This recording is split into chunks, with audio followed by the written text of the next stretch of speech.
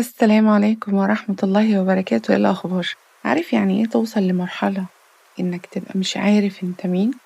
تلاقي انك مش راضي عن نفسك، كل ده لانك كنت بتحاول ترضيهم في شغلك عشان محدش يقول عنك صعب، ترضي صحابك عشان محدش يبعد عنك، وترضي الناس كلها، المهم اي حد غير نفسك. بس اللي محدش قالهولك انك لو فضلت كده هتخسر نفسك ببطء، مش مرة واحدة، لأ بالتدريج، عند كل مرة تقول ماشي وانت مش عايز أصلا، كل مرة تسكت وانت موجوع. في ناس فاكرة ان اللي بيرضي الكل ده طيب، بس الحقيقة انه تايه بين ارضاء الناس وبين احتياجه هو عايز ايه.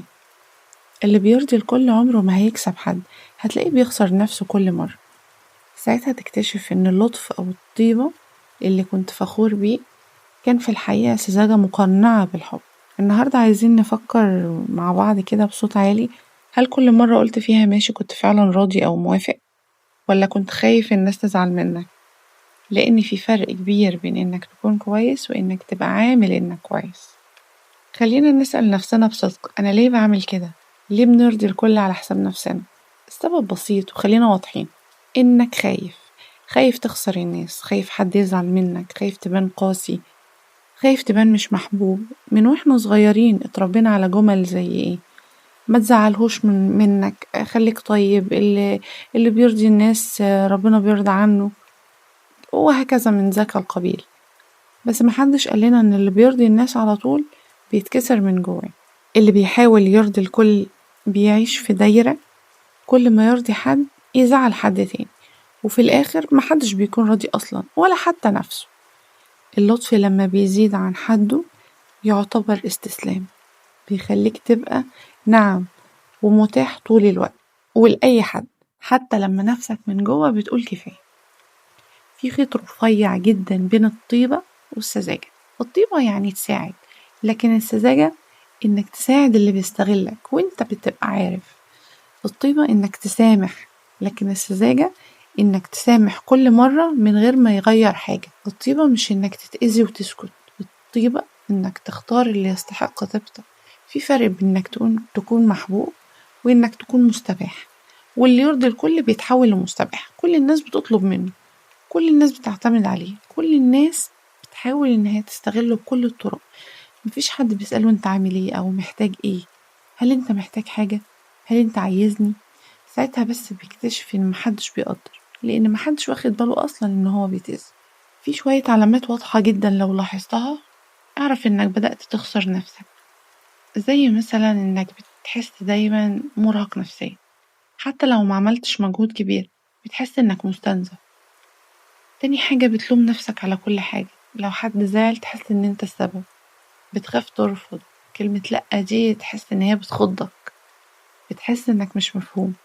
الناس بتشوفك دايما المسالم الجميل، بس محدش فاهم جواك ايه. بتفقد الحماس لأنك بتعيش حياة الناس كلها وانت بتحاول ترضيهم مش حياتك انت. تخيل تبقى دايما الشخص اللي بيطبطب بس محدش بيطبطب عليك. تخيل تبقى دايما اللي بيسامح بس عمرك ما لقيت اللي يسامحك. ده مش عدل، بس للأسف انت اللي عملت المعادلة دي بإيدك.